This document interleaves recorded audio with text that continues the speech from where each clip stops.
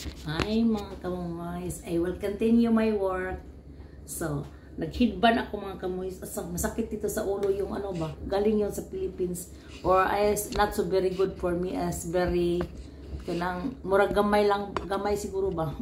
So, ito ang another form. Empty yun.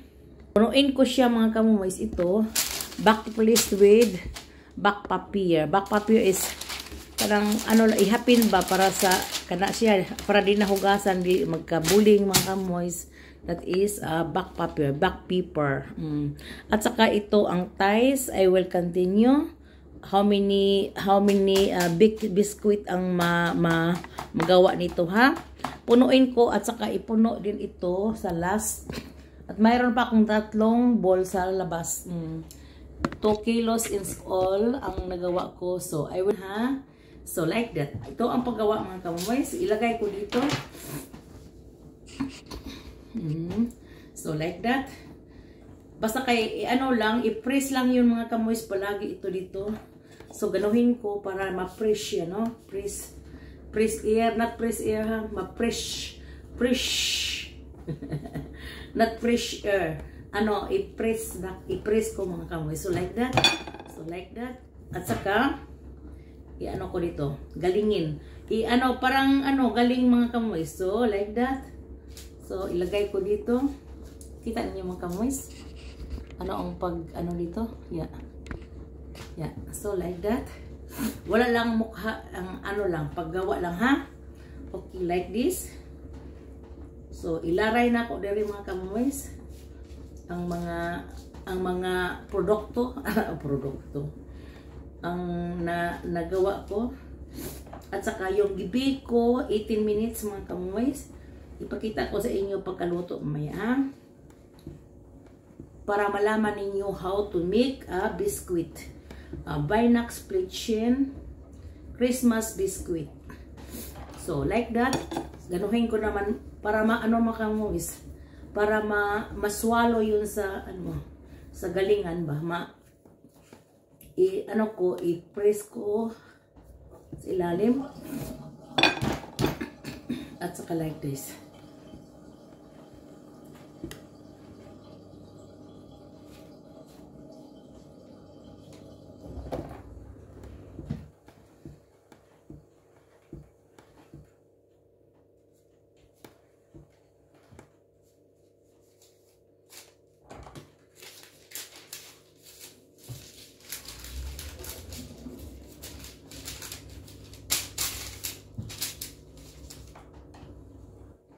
Bakit ano yun? So, ipuruwag ko mga kamoys para makasaka siya dito. Para label. Okay. I-label ko siya. Kasi not balance. So, lang, naputol. Naputol mga kamoys. Pag ano ba, pag hindi mo, kailangan with hand. So, like this. So, like that. Kailangan paggaling sa dito sa mula, paggaling dito sa galingan, kailangan i-cuts up. Dawaton yung mga kamoys kasi pag hindi, mga ano yun siya, mga mga breakdown mga kamoys, mga ano ba. Kasi warm dito sa loob. Maging ano yun, warm. At saka ano sila, daling mabali. Ang ako, galing. Basta warm sila lalong. Kasi malamig yun sila mga mailagay. Kailangan lamig sa labas. Ano? Sa mani ako na lang ni punan siguro kana. Hala, ang 1 bowl na hapit na nahulot mga kamoys. Ang 1 bowl, so bowl like that. So big. At sa hiwa-hiwa ko, nakaano ako ng 1 back blast, and that is the second back blast. Second back blast is yung form ba? Yung lagyan ng biscuit mga kamoys with black paper. So, 1 row na human na. 1 row na yun mga kamoys ha. At saka, like this. Hi mga kamomoys. nalingaw lang ko mga kamoy. Sa tulog na si asawa ko kasi trabaho siya. Mga 5 o'clock wake up din siya. Ano siya, early siya in the morning normally si asawa ko mo, I will talk to you. Naman ako mga kamoys. I am talking ha. I will continue my this here. Kinamay ko lang mga kamoys. Naghugas ako sa kamay. At saka maganda ang kamayin din, masarap. Dari gold iba pa. Pag kamayin mga kamoys, masarap really. At saka, kasi ginawa ko yung may kamay also, di ba? Nakita niyo sa isang vlogs ko. Kinamay ko siya mga kamoys, ang balls. At saka, giform ko ng ball at saka nilagay sa labas.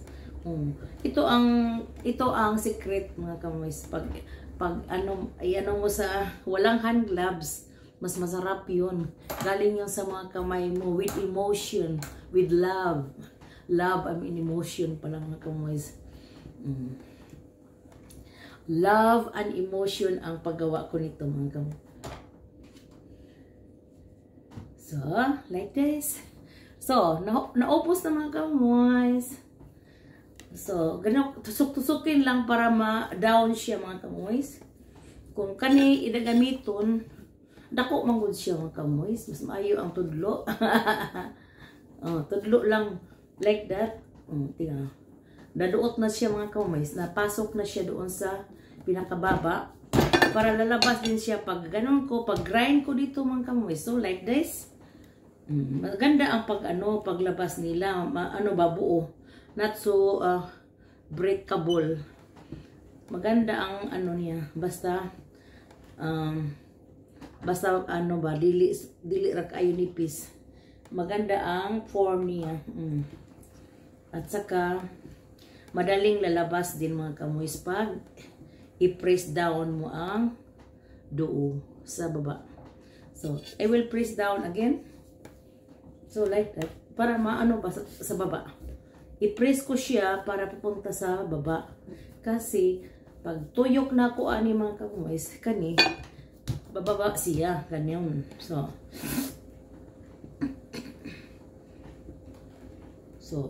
ang right side mag-grind, ang left side magdawat sa biskuit mga kamoys. Tingnan mo. Nindot na. Mag-istorya lang o maminaw o music. Pero ang the best nga dali mahuman is 2 persons. Ang isa mag-grind at saka siya ang mag-press at ako ang tigdawat. Tigdawat is like this mga kamoys. Dito ba? Yung left side ko na kamay. Dawatin ng mabuti at saka very fast. Kasi paspas yun talaga normally mga kamoys. Pag i-press mo dito at saka like that, grind. Paspas mga kamoys. Magkabuang po kagdawat diri ba? Mo nang si asawa nako, mas ganahan siya ng paspas kontra sa maglangay-langay. Ako I like very slowly. So like that. Slowly, talking and kwatsin mga kamoys like this. With love and emotion. Sa akin, asawa ko is brutality. Without love. So like that mga kamoys. Isa na lang, isa second row na puno na. Sakto yun, inigkahuman at ito mga kamoys. Ipasok po ni siya. 2 rows pa, nga mahuman siya. Kailangan ko ng 2 rows bago siya mahuman, matapos. Sa maniyo maluya bang po taanig. Duot. Wala, naguba yun mga kamoys, kay nipis. Mas maayo ang baga-bagya unta, baga gyud. Not so very nipis. So like this.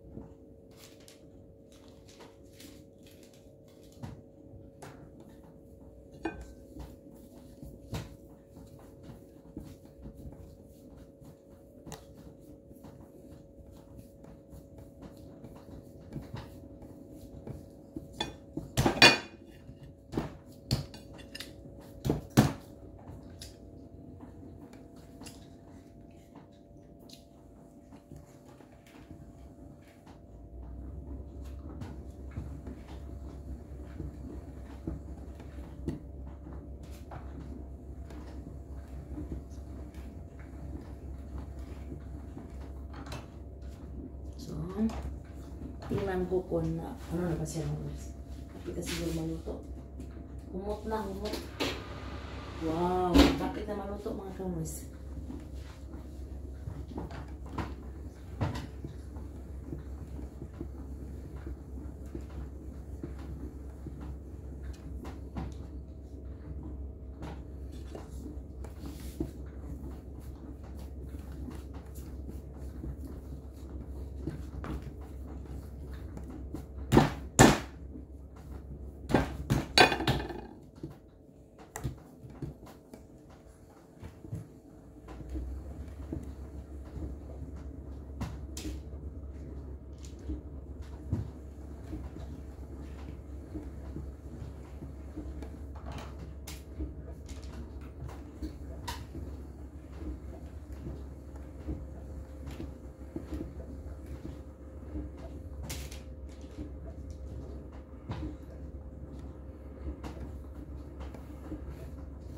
So like that.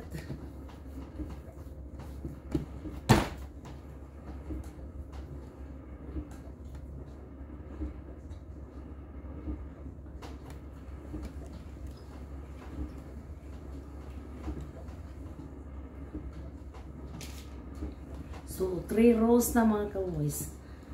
Tulo na kalaray mga kamoys, puno na hapit, usa na lang.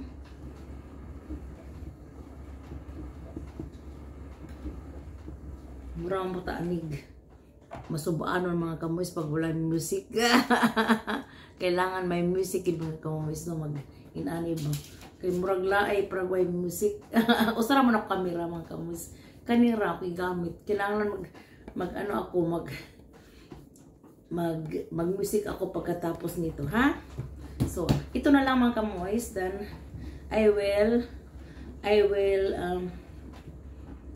finish kasi ilagay ko doon sa back oven. So, no, 1 row mga kamoys. Siguro is okay na yung 1 row. Daghampunig mo mga kamoys. Basta dili mo ingatan pag grind. Daghag mga kuan ba kanang hugaw kanang manglagpot ang mga muragag mga mumho.